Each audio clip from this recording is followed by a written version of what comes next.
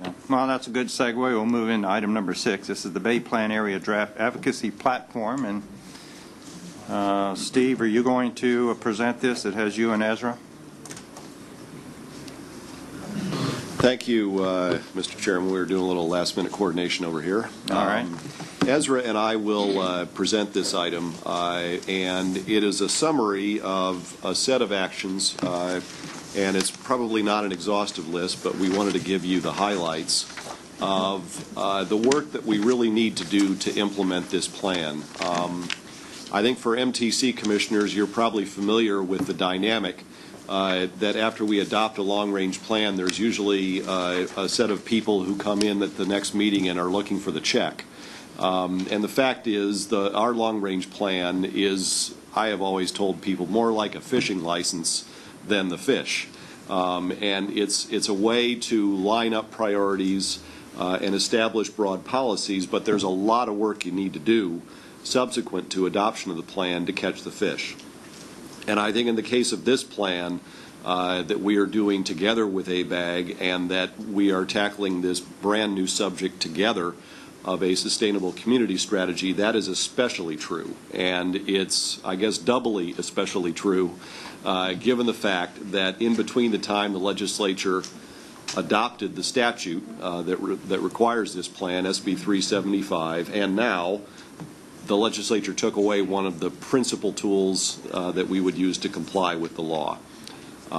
So what Ezra and I will present, and he'll go first, are a series of actions, advocacy actions, some of them legislative, some of them self-help at the local level, some of them work that we need to do in Sacramento and Washington, that we believe are necessary to really carry out the promise of this plan. So we'd like to present those to you today just for your reaction. We are intending to incorporate them in the draft plan that we publish later this month. So we'll be certainly listening today for your reaction and taking your guidance as we finalize that draft document. And then, of course, you'll have another bite at that apple once it's published. So, Ezra. Thank you, Steve. We've identified 4 themes under which we think the Plan Bay area could be made more feasible over time. We recognize that the loss of redevelopment put a crippling blow to infill development, and it needs to be replaced. At one point, the state was contributing 14% of its property tax to redevelopment, and if we go down to 0, it's not going to bode well for infill development, which is more expensive than greenfield development, and we don't have a lot of greenfield left. So I mean, our plan is basically the reuse of land. It requires special tools like for land assembly, and it requires some degree of state participation in order to manage the growth and make sure our economy continues to grow in this very important region for the state and the national government. In that the economy of the Bay Area is crucial for the tax revenues of the state, and I would argue for the United States as well. So some investment to make sure that our economy can continue to grow is critical. With that, we identified the first point as locally controlled funding to support PDA development. And we note that Steinberg has introduced SB 1. However, that uses the city's general fund essentially to help finance the infrastructure in that area, and the cities need their general funds for the support for services. So it's really trying to get blood from a stone. It's not a solution. It's very difficult to talk about a solution when you're in a fiscal crisis, and we are still in the state of California in a fiscal crisis. But I think at some point the state will grow again, and we can talk about the positive rate of return of this type of investment for both the local government, the county, and the state, and that some of that should be reinvested back into priority development areas. One thing that's good about SB 1 is that it expands the definition of blight to include sustainable areas. So I think that if we can promote that concept, that sustainability is an important investment criteria as opposed to just blight generally, then we can develop project areas and hopefully create a win-win situation for the state and local government and school districts in promoting this type of development and future tax increment growth. Number two is the issue of entitlement efficiency. It's not just CEQA, it's a whole range of agencies that need to be able to provide permitting instructions for a neighborhood, not necessarily a project-by-project analysis. And what we were hoping in this case is to capture the two benefits that are already in SB 375 but will require some additional work. One is an exemption from CEQA if certain criteria are met. And most of this criteria can be met when a PDA does a specific plan, a programmatic environmental review, of which about 100 of our PDAs have done that. But whether or not they're able to actually bring each environmental condition to a level of insignificance is not known, because that's one of the criteria that you'll have to meet. The second is that in some markets, the ability to provide affordable housing is limited, and so this requires a 20% inclusionary zoning in order to get the CEQA exemption. We don't think that's a good idea where the market is weak and where there already is substantial amounts of affordable housing in the project area. So if there is already affordable housing in the project area, we don't think the 20% inclusionary should be included because it makes these projects not feasible. So that's a tweak we'd like to see done in the CEQA exemption component of SB 375. The second element is the idea of taking the certification that a city applies to CEQA through a different court review if someone chooses to challenge it. That's called the Sustainable Community Environmental Assessment. That's already in SB 375. That says that instead of using the fair arguments test, which means $2,500 in any rational argument testing, any portion of the EIR gets you into a discovery and I leave minimum 9 months delay, leading to much more, is changed to the substantial evidence rule, which says that if the agency can provide substantial evidence, you kick the case out. And it becomes much more difficult to sue on that standard, sort of like a condition of approval of a land use regulation as opposed to what we've been using for CEQA litigation standards. So this is really, I think, a profound change if we can get it to stick with the courts. And this also requires that we bring all the issues in the programmatic EIR to a level of insignificance. So what we're planning to do is review the environmental review documents that have been submitted under these specific plans and begin culling through those to see how many of them are eligible, and if not, what additional technical assistance might be required to bring that planning so that we can mitigate to a level of insignificance and either adopt the exemption standard or adopt the Sustainable Community Environmental Assessment Standard. Number three is the stabilizing of federal funding levels. That is because we do not see the level of subsidy coming from the state to be able to support very low-income housing. That has traditionally been a HUD responsibility. They've done it in a variety of different ways. We think the two programs that work best are the Home Investment Partnership and the Low Income Tax Credit and the CDBG block grant money. We think this is a primary responsibility of HUD, and we do not want to see that program cut back. We need to have it increased, maybe at the expense of some other programs. And finally, not finally, but in this list of four, the fiscalization of land use, where cities are forced to seek sales tax uses because it's the only way that they think they can support their general funds at the expense of long-term infrastructure, housing, and job production, is a mistake. And it has a long history to it with Prop 13 and then with AB 8, and it's a very complicated subject.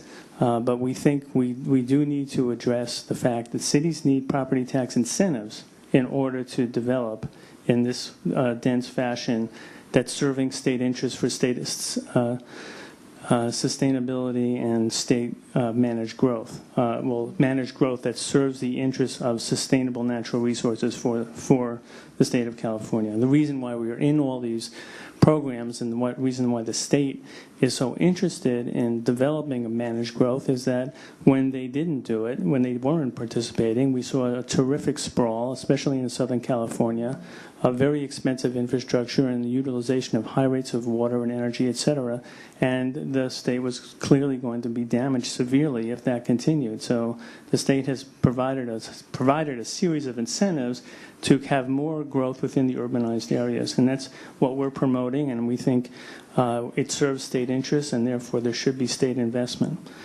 So those are four critical themes. There are three pieces of legislation that we would like to support. One is the documentary tax for affordable housing. That's about $75 per real estate transfer, and it does not include new homes. It would raise about $500 million throughout the state a year, which would be divided up by region. And the monies probably would be going to HCD for a long conversation about how those would get expended. This is the manner in which 35 states fund affordable housing. So this is a typical financing vehicle, and it requires a 2/3 vote of the legislature. The second, it has the potential to model the greenhouse gas benefits of sustainable development, I think, on a conservative basis. There's potentially $1 billion of revenue from this source. We know that there's other competing uses for it that also would reduce greenhouse gases, but we think some portion of it should be used for SB 375, which is a mainstay of the legislative initiative on managing growth in California and sustaining our economy. And number three is the idea of the regional agencies having the ability to put measures on the ballot. We call that the Quality of Life Initiative. We're not proposing that we address any specific expenditure plan or tax plan, simply to gain authority for the regional agencies to consider it. And if they did consider it, it would require another bill to go back to the legislature for approval of that particular authority. So we see a two-step process in that. First, the authority to do it, which can be authorized by the legislature. And the second, the tax and expenditure plan, some later date when there's consensus and polling to prove that the measure is viable under whatever constitutional mandate requirement of voter approval, and then the actual voter approval of that. That might be an interesting tool for reinvestment in communities. So with that, I'll let Steve do transportation, and then we'll take questions. Thank you. So if I could ask you just to turn attachment A over. There are three transportation ideas, although as you'll hear, there's quite a bit of overlap between these two subject areas, and I think that's as it should be. The first one mentioned here is on expanding the ability to do local self-help. I think you're all aware of how important the revenue that we generate here in the Bay Area is to our transportation system. It constitutes over 2/3 of all the money we're going to be spending over the next 30 years. And we do believe that's the piece of the pie to concentrate on expanding. The other two at the state and federal level are much more problematic. And in this case, what we're seeking from the legislature is support for lowering the vote standard at the local level from 2/3 to something less. The current number that is being bandied about is 55%, which is what school bonds can pass by. And we just went through a very expensive election here in Alameda County where only a couple of hundred votes separated defeat from victory, and any other measure or candidate receiving 66-point-something% of the vote would be a landslide winner. In this case, it was a narrow loss, and we think that's not the result we ought to be encouraging. That the majority, or at least 55%, ought to rule. Secondly, at the federal level, We do continue to seek, and in fact we'll be seeking next week with a delegation of commissioners in Washington, some sort of steady funding source for transportation investment that not only the Bay Area but the nation can benefit from. The fact is, in Washington, they haven't raised the gas tax since Bill Clinton was president. And what that has meant is a gradual erosion of the purchasing power of that tax because inflation has kept apace and because fuel efficiency has further reduced the revenue yield. And in recent years, the Congress has taken to borrowing general fund money, meaning from our kids and grandkids, to pay for today's transportation improvements. We think that ought to stop. I think the Congress has probably reached that realization as well. And what that means then is that we've got to muster up the courage to raise a transportation revenue source so that we don't have to keep borrowing from the general fund. And finally, Ezra mentioned cap and trade revenue, and we do believe that the model that Senate Bill 375 has established of working through the metropolitan planning organizations, the councils of government in California at the regional scale is not only the proper model for planning, but we think it's also a good model for delivery of incentives and funding for housing, for transportation infrastructure, for you name it. What this plan is really about is creating communities. And communities require lots of different things to be successful, not just the right road or the right number of houses. Let me conclude, if I could, perhaps just by mentioning a subject that's not written down on the page, and it applies, I think, to both of these subject areas, and that is, I think, to some extent, what has limited us in the past is our own imagination. We clearly need more money. We need streamlining of a lot of the procedures we go through to do both transportation and housing development. But we also have a considerable amount of authority and resources at our disposal today. And as an example, what these two bodies did in creating the One Bay Area grant program was not find new money. We restructured existing money. And that's always the hardest thing to do. It's always easier to change the rules when you've got some new money to talk about. It's much more difficult to change the rules in the middle of a game because there's a lot of sense of entitlement. You know, I always used to get this money this way, and now you're changing it. But the fact is, I think OBAG is a promising model for restructuring, perhaps, some of the existing funding that we have to serve the objectives of this sustainable community strategy. If you look at what OBAG means, if we continue it over the life of this plan, it would be about $14 billion of investment. The plan as a whole includes $300 billion of investment. So clearly, we've got a considerable distance the plan does. Now, I don't think all of the plan ought to be subject to the same kind of approach, but there's quite a lot of room for argument, I will say, in terms of how much of the plan we want to use as an incentivizing mechanism to produce the kind of communities we'd like to see. So on behalf of Ezra, that concludes our presentation of these ideas, and we very much welcome your comment and discussion. Okay, committee members, what I'd like to do is take the public comments and close that portion and bring it back, and so we can have an open discussion on that. So with that, Stefan Nestle. Stefan? If you have a card, turn it in, because if I don't have it at the end of the public comments, we're moving on. Okay, Stefan. Yes, it's Stephen Nestle. Oh, Stephen, and I'm sorry. A citizen of Marinwood, which is in unincorporated Marin.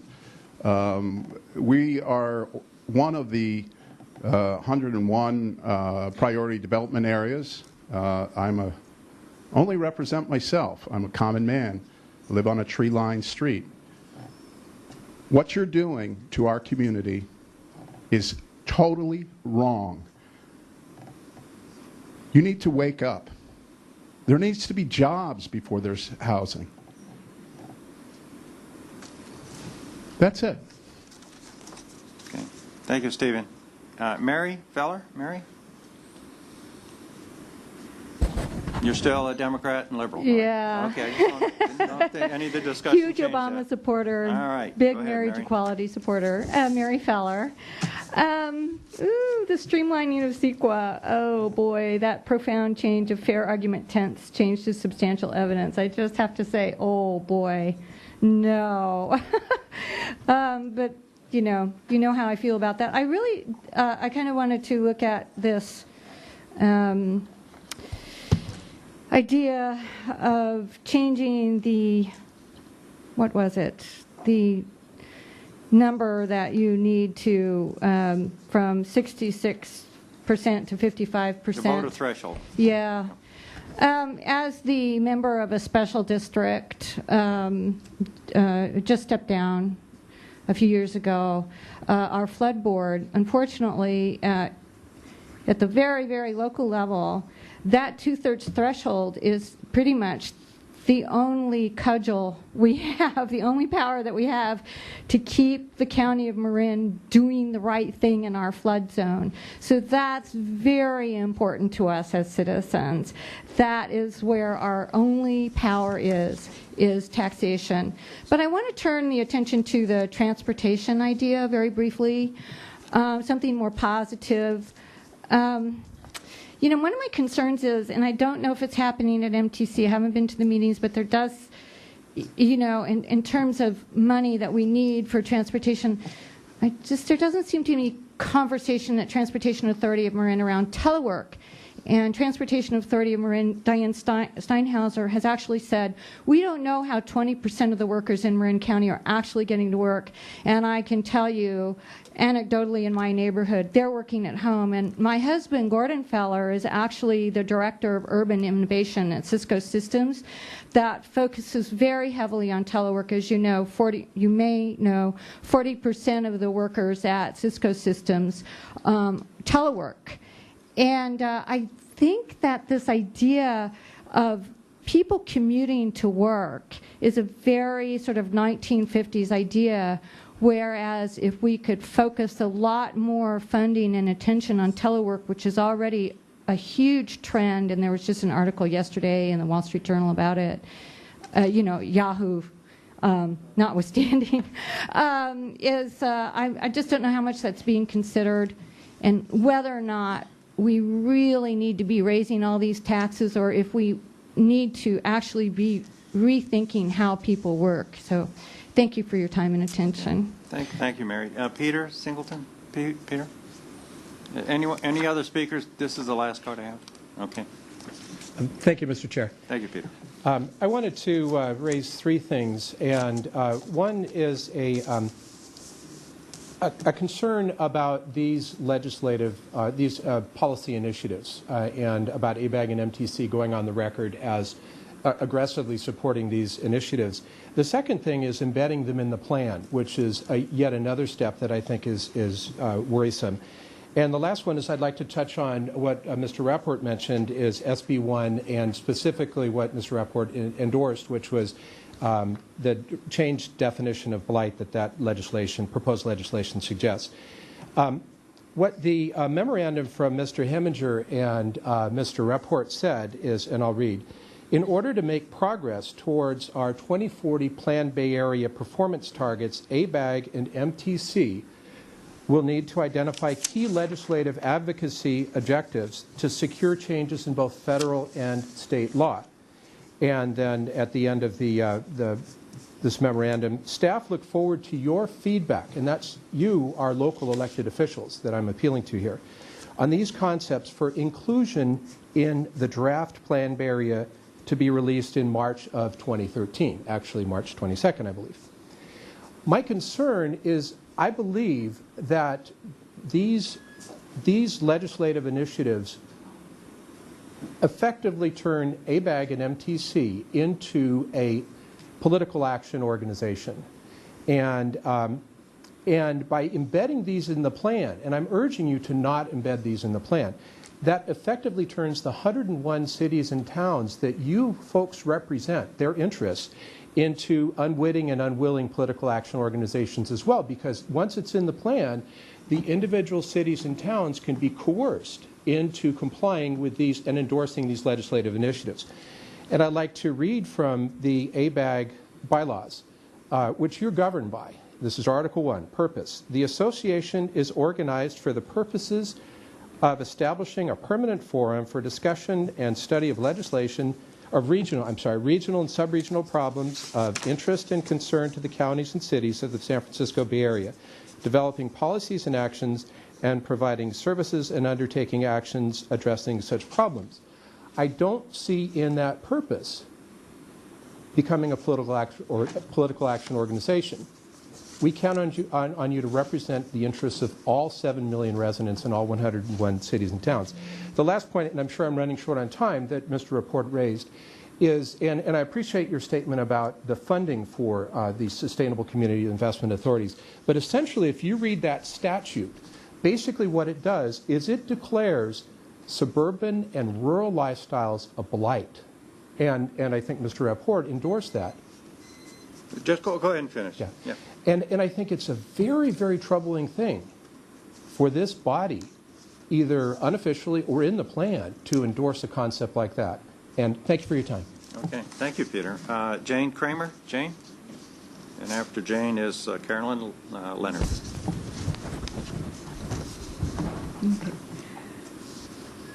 Okay, so we're talking about sustainable communities, and we're talking about the trade-offs between development and CEQA rules and regs.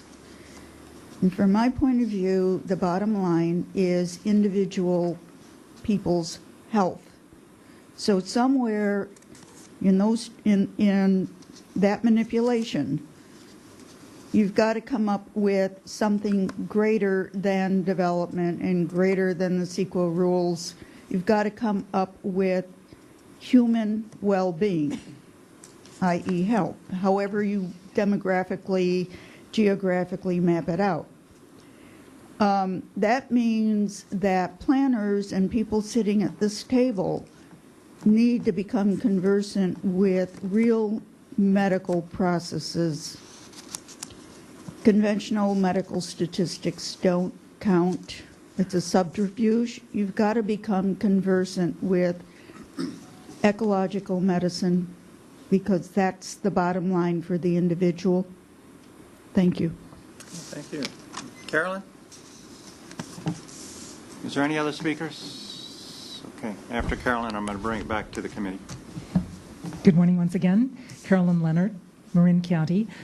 Your topic is advocacy and how to be effective at promulgating your plans. And you need, again, to have a feedback loop. How's that working at the local level?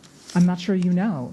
In Marin County, it included gerrymandering the people who were even notified about plans to exclude 320 homes that were 50 feet outside of an area, who are landlocked and have no other way to access anything except by going through the area.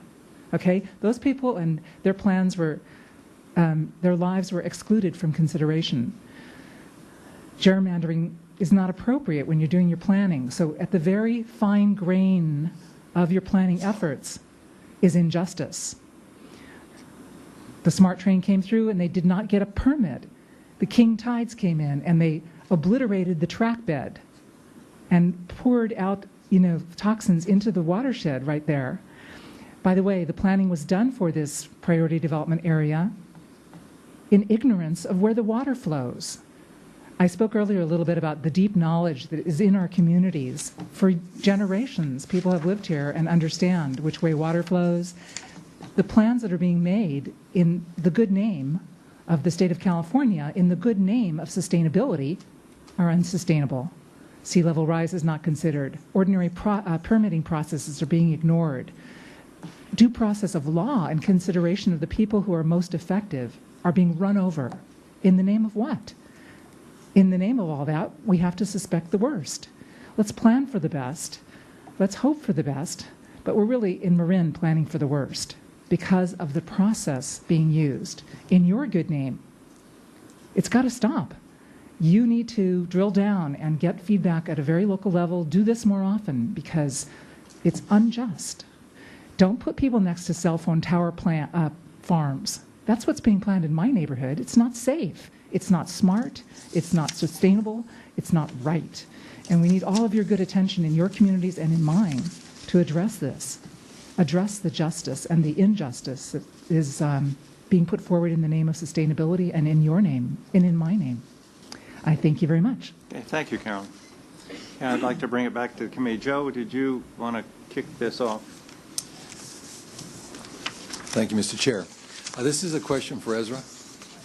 Ezra, I'd like you to talk a little further about the CEQA modernization, particularly in the area of the fair argument versus substantial evidence. Mary's not going to like this, but I think that from the point of view of the 15 cities and towns of Santa Clara County, we've experienced really significant pushback from certain segments of our communities, some in more cities, a little bit more than others.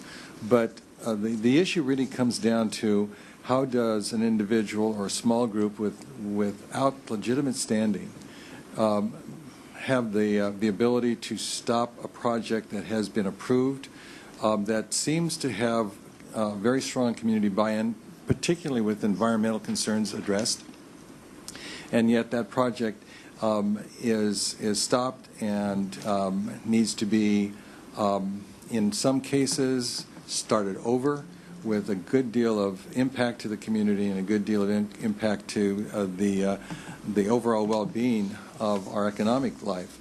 I'm an environmentalist. I think our communities in the South Bay are very environmentally oriented, and yet we seem to see this more and more in almost every project that comes forward that's of some great size. And so the question really I have for you is, where do we stand right now in the environmental review process being reformed? Because we've been talking about this for a long time. But would you give us kind of a sense of the current status? Because I'd like to know whether we're still at the beginning, whether we're in any kind of progress whatsoever, and how do you read the tea leaves on this? Well, the provisions that are in SB 375, that was the first substantive reform of CEQA in my career, were negotiated over 2 years and were led by Tom Adams of the NRDC and Steinberg's office. You ought to say what these groups are and not use acronyms. NRDC, National Resources right. Defense Council, and Tom Adams, who was one of the leading founders of CEQA in the first place and a major advocate for environmental review. No one here is questioning the need for environmental review and the need for full disclosure and full public debate on the merits of a project. But once that has taken place, and these environmental documents are enormous, and the City Council or lead agency has certified the environmental review, then the process allows any individual, because everybody has standing, with $2,500 to come in, make a claim that one piece of the analysis was insufficient, and under the fair arguments test is the most lenient test in the court. If they can make the slightest bit of sense, the court will take the case. Once that happens, the whole project is at risk, because the delay could mean that the financing of the project doesn't work anymore, the development cycle may be changed. It isn't just 9 months, it's 9 months plus appeal, it could be 4 years. And so there's another round of negotiation that has to take place with any individual that is filed. And it's a cottage industry for attorneys, and some people think CEQA is the most abused statute in the history of the world because of this feature. So we've never seen how this SCEA will work. It hasn't been used yet. We want to try to use it, but we want to do it in a public way so that courts may respect it. And we've done environmental review through the programmatic environmental document that covers the neighborhood, and we've mitigated whoever the proponents, the local government has mitigated every environmental issue that has come up to a point of insignificance and therefore deserves to have their certification upheld. That's the argument. And so ABAG would like to assist with technical assistance those local governments who are engaged in neighborhood planning to be able to proceed with their projects. Now, a lot of issues have been stated about public health, and that's clearly one of the key aspects of environmental review. Much of our medical information comes from a time when we're using very dirty fuels, lead fuels, very dirty diesel fuels, I mean, fuels that were not used in other parts of the world, in Europe. And now we're converting over to a completely different standard of fuels and diesel and filters, et cetera. And that's going to change the health baseline for a lot of projects. And once we have a better understanding of what that might mean from a health impacts, that's part of the disclosures that take place and part of the choices that people make relative to whether they want to live in one of these projects or not. Okay, with that, Julie, and then Dave. Thank you. I just wanted to make a couple of comments. I agree we need to do some streamlining and modernization of the CEQA requirements, especially in light of what SB 375 allows us to do. We just need to clarify the process so that everyone understands. Nobody's trying to get out of having to do the analysis. Nobody's trying to get out of doing the mitigation. But once we've identified all that, it needs to be a little tougher test before someone can just throw a monkey wrench into years and years of planning and study. So I think there needs to be a stronger test before that can happen. So I agree with the strategy. I also agree we need some better funding. Obviously, we've got to have a replacement for redevelopment funding somehow.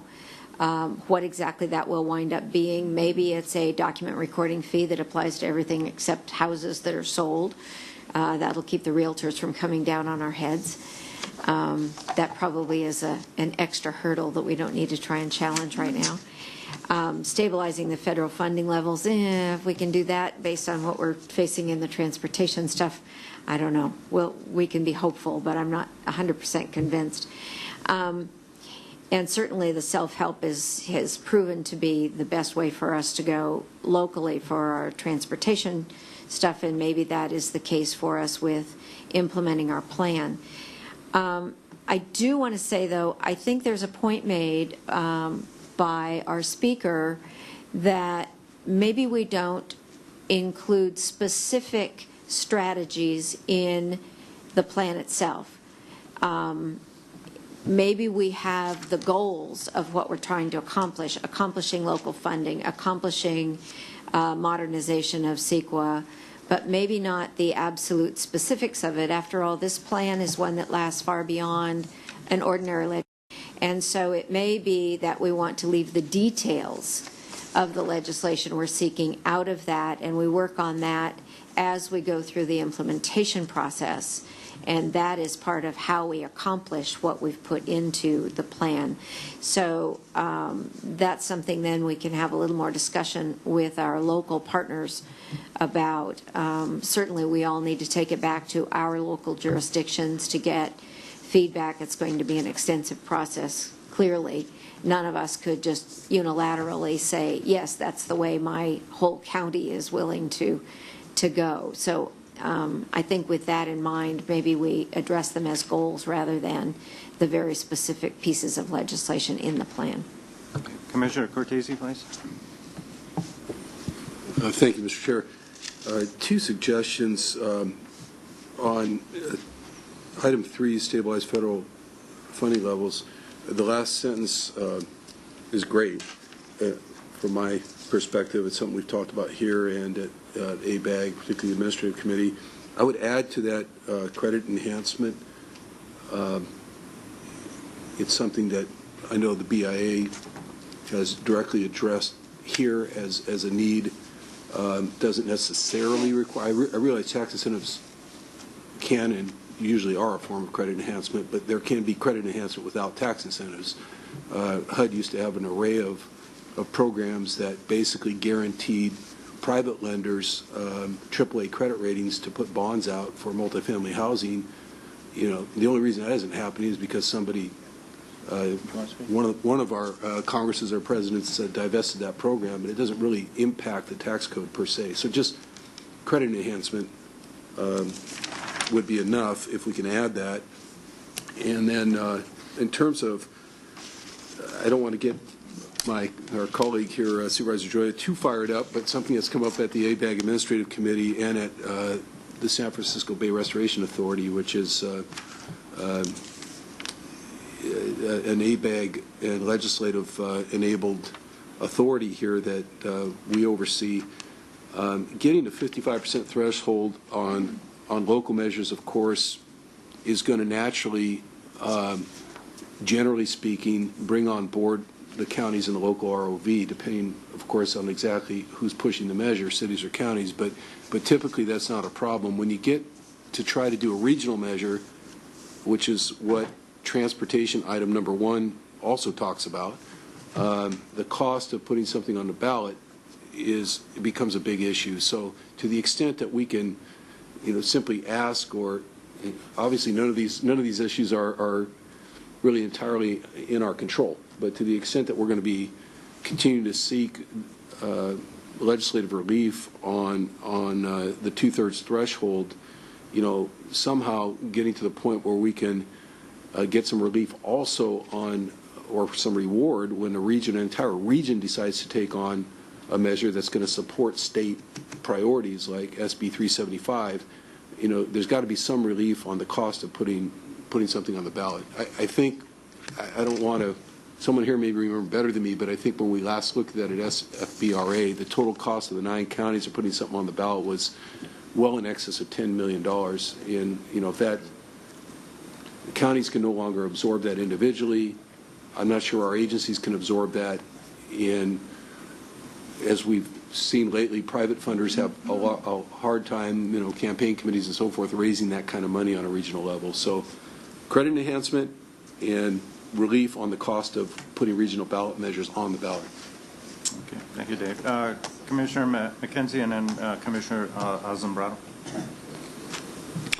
Thank you, Mr. Chair. Jake McKenzie, representing the County of Sonoma and the 9 Sonoma County cities.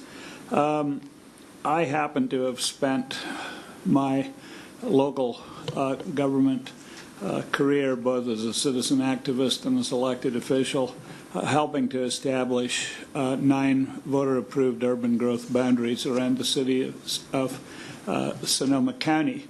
And I believe when we look at the particular area that I represent in this commission, that we are well positioned to work on the implementation of SB 375.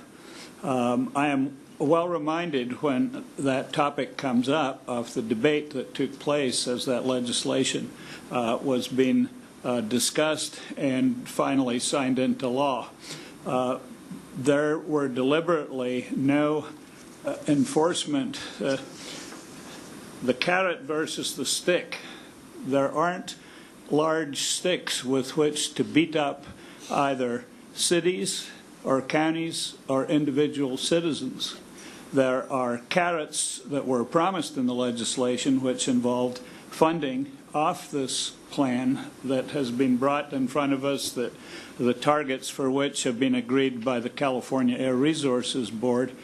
So I'm comfortable with the proposals that have been put in front of us by our executive directors. I believe they talk to serious problems that we have.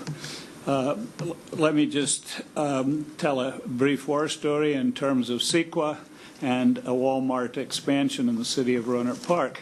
We are, in fact, seeing the use of CEQA to do exactly what somebody mentioned in general. And I can tell you in specific that we are going back for a second time as the city of Rohnert Park to reissue a revised environmental impact report. And I will not speak any further of it because it's a matter on which will come in front of our city council. But I'm certainly sympathetic to having the discussion that's laid out in these staff notes, Mr. Chair. But it is particularly important on this matter of funding, that the promise of SB 375 be realized, because that is how we're going to implement the statute. Thank you. Commissioner Azenbrod? Yeah, Tom And then- Azenbrado, and then Commissioner Bates. Actually, in response to credit enhancement, there is ongoing discussion about what government-sponsored entities should take place, and if Fannie and Freddie should be separate. But my shop, which is 4 states, we did $1.3 billion worth of credit enhancements last year for multifamily, and nationwide, HUD FHA did $13 billion. So there's actually, since the financial collapse, we've done in multifamily rental housing about $40 billion nationwide. So it's actually a thriving situation right now, credit enhancement. Okay, Commissioner Bates? Thank you very much. Tom Bates, representing the cities of Alameda County. First of all, I want to make a general comment, that I think that what's before us in Attachment A, the land use strategies, the four items are appropriate, and we definitely should move forward with them. The first one, the locally controlled funding to support PDAs, there is, of course, the legislation that's pending. I just want to call people's attention to Senate Bill 513, which is basically a cleanup of what was done in a couple of years ago, SB 310, which establishes infrastructure financing districts. And the cleanup, I think, will eliminate a lot of the problems that have hindered the use of that. And what it would do, in essence, is that local governments could form these districts, and in the formation of the district, they would require a vote of the. Right now, the law says both of the residents and the property owner.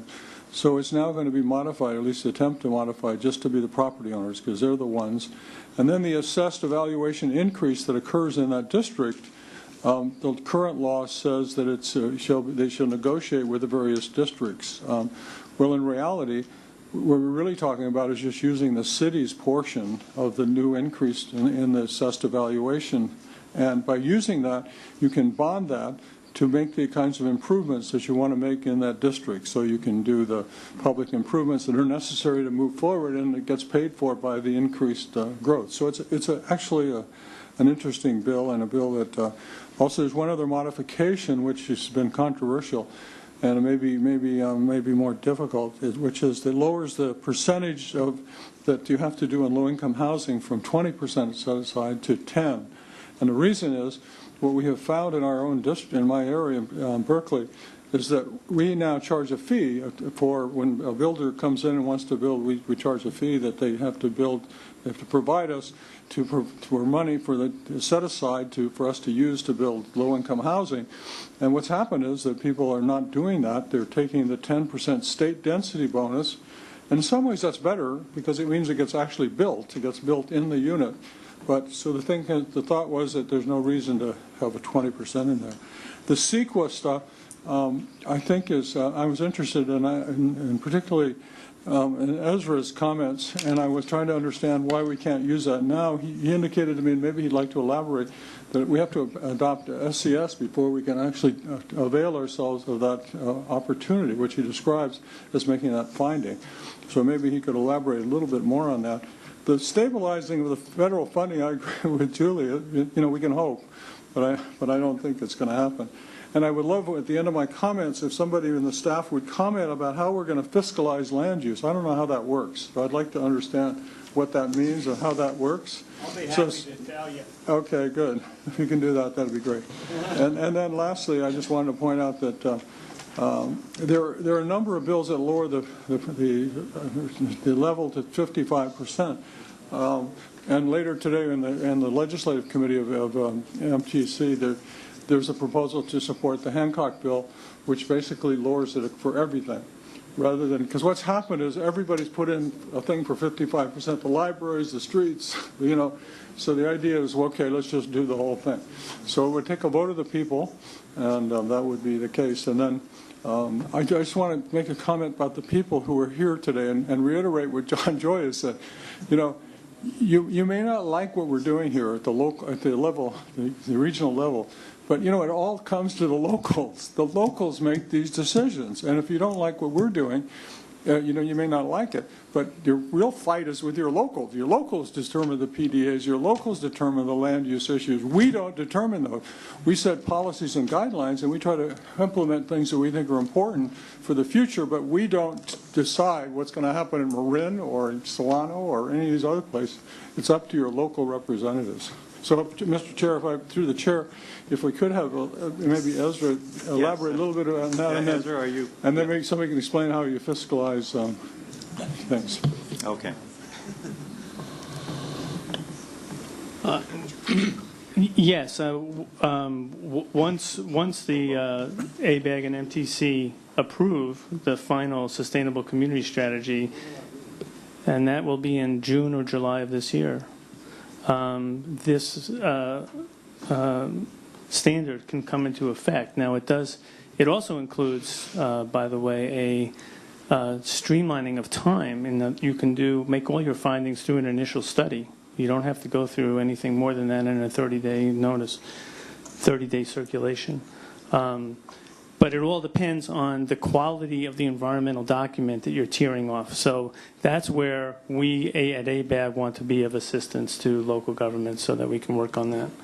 As far as fiscalization, Jake, did you want to make a comment on? Before the chair is anxious that I not make a comment. Oh, is that right? Okay, well, but I think it's important that you, since it's your statement, that you should clarify it. Jim. Yes.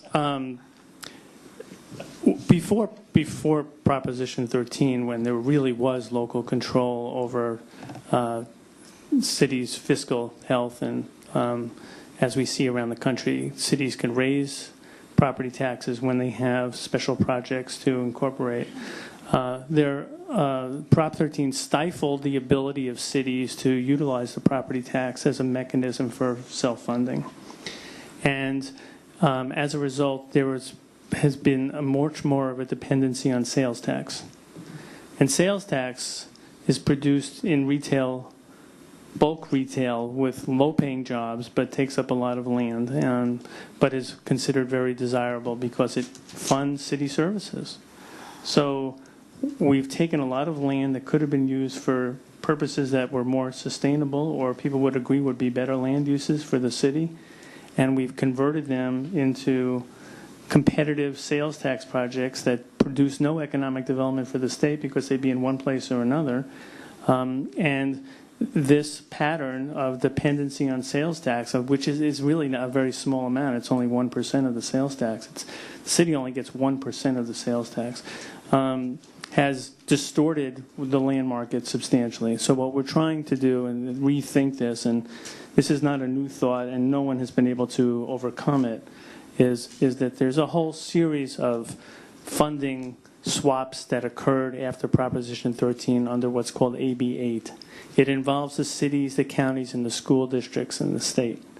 And what we need is a win-win situation so that when increment levels get high enough and people are willing to see that there's a positive rate of return over the long term for these districts, they might be willing to come to the table and recognize this problem and reward cities for their growth at a higher level than we have today. And also, if financing districts are going to take up the city's general fund, that would leave the city without the resources to service those areas. So I don't consider that to be a viable solution. It needs more of a commitment. But while we cut schools and we cut public education and higher education, it's not the time to be talking about long-term economic development. Those cuts have to get restored, and we need to grow in California again.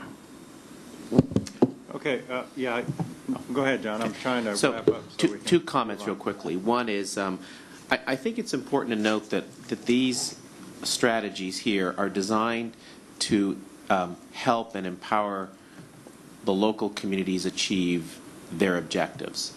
All of those PDAs that we have, came to us, as we've said, from locally elected officials who stand before their voters, like we do, every 4 years. And in their wisdom, after listening to their community, they said to us, this is where we would like to see development occur in our community. We didn't say that. But what we are trying to do is create the tools to allow them to achieve that vision. which may be hard to do. So anyone who, I think what may happen over time, there will be communities that will continue to have that same vision and others who may change their vision. That happens in the democratic process. They may say, gee, we don't think this should be a PDA any longer. So there's nothing to prevent them from making that decision in the future. The other thing I'll say is some folks talked about health, and the person that mentioned it I think left, which I think is too bad because I would be nice to hear this. A number of the folks sitting around this table, like Mayor Bates, Supervisor Haggerty, Sparing, Supervisor Marr, and myself, also serve on the Air District. And the Air District actually came up with some guidelines on how to address the issue of considering health when you look at new development. While there may be disagreement about whether that should be in CEQA or not, there was clearly, I think, pretty strong feeling that looking at health is a valid issue. So that mechanism does exist. So as this moves forward, and I think we'll have to continue to fine-tune this as this moves forward, that health issues, there's already a way for some of the health issues to get considered as part of the PDA development process going forward, because another regional agency, with those of us wearing a different hat, actually spent a lot of time discussing that and passing that policy. So I just wanted to note that there is some consideration of health within the context of what the Air District policies have been. Mayor Kwong? So I'll make this quick. I want to just speak directly to Ezra's question about the 20% and SB1 and that whole issue. I think that the key thing would be flexibility. So for the first time in Oakland's issue, we actually have some communities saying, okay, we want affordable housing, but we have a high percentage of affordable housing already in our neighborhood, so can you disperse it in other parts of the city? And so I want that flexibility. So for instance, Chinatown and the Lake Merritt project plan, we actually have a pretty, because we have fought for a long time for good affordable housing for immigrants in this area, they're saying, could we have some workforce housing or even some middle class housing to balance out the economy of this neighborhood? And so I want that flexibility. And also because the state took away our administrative fund in recent rulings for affordable housing, so they said, okay, you can have affordable housing, but you can't have any staff to administrate it. Well, in the city of Oakland, we're talking about 30, 40 projects, and that's a big hit to my general fund if they don't provide a way to fund that staff. We may almost just give it back to somebody, and the Housing Authority doesn't want it either. And so somewhere in this deal, the actual cost of administering affordable housing projects has to be looked at. And in terms of Marin County and other people, quite frankly, if you don't want your money, I would take it. I feel sort of like this is the Medicare fight. It's like, I think what we're trying to do is, as an ABAG in particular, we talked about everybody should have, if we're going to take the higher density of the housing, and in fact we will take the higher density of low-income people, that has a long-lasting impact. But every neighborhood and every city should have some capacity to take, we shouldn't ghettoize and segregate poor people, and so that there should be affordable housing throughout the Bay Area. And some cities like Walnut Creek have stepped up really well and built mixed use and mixed income housing. And I think that's the kind of society we want. I don't want poor segregated either in Oakland or in terms of the whole Bay Area. It's just concentrated in Oakland, and nor do I like within the city for them to be just concentrated in some neighborhoods, because it leads to high crime and inequity. Just like in some days back, and you look at the history of Oakland, it was Black History Month. I heard so many stories that no black people were able to work on the other side of Broadway. And if we're not careful about how we do our affordable housing, you do that same kind of de facto segregation. And so the flexibility is absolutely critical. And I'd like to move the question because I have to go. Well, there is no question before us, but Jake, if you could just wrap it up. And if brevity be the soul of wit, Mr. Chair, I offer a tour up and down US 101 between Petaluma through Rohnert Park and up to Santa Rosa, where currently we have a Target in Rohnert Park, which brings in part of that sales tax that Executive Director report mentioned, which is over 33% of the city's general fund budget. Petaluma has resented this, and so now you will find next to the 101 freeway in Petaluma a new Target being built, and Santa Rosa to the north of us, jealous also of that sales tax revenue, is about to start building a Target at the north end of Santa Rosa. So that is fiscalization of land use writ large and clear. Thank you, Mr. Chair. Okay. Just real quickly, I agree with Julie Pierce on putting at the very specific recommendations. I like them being more general, where we would say local controlled funding to support PDAs, because this is a very fluid process, and some of the things that are being recommended could be changed. But I like all four of the categories and the three on the other side. But I'd like them, if we're going to embed them in the plan, that I feel they should be general. I'm concerned about the cap and trade. You know, we kind of have a conflict here. You know, we're trying to use the money for affordable housing, use it for transportation. I think that money should be used to clean up the air, what it was originally intended for, but you're going to see a lot of people knocking on that door to get into that funding mechanism. The regional taxing authority, that certainly needs a lot more discussion, you know, how that is implemented. And but I think it certainly is a worthy goal, something to look at. And real fast on the fiscalization of land, I would rather have language that talks about a balanced regional growth pattern that talks about both revenues and housing. Most communities, as they start to change their zoning, they look at the impact it has on their ability to provide housing or future revenues. And so the local jurisdictions are kind of going through that, and I think that's a pretty good model to use in the region. And with that, I have no speaker cards, and unless staff has anything to respond, I'm going to adjourn the meeting. This meeting's adjourned. Thank you.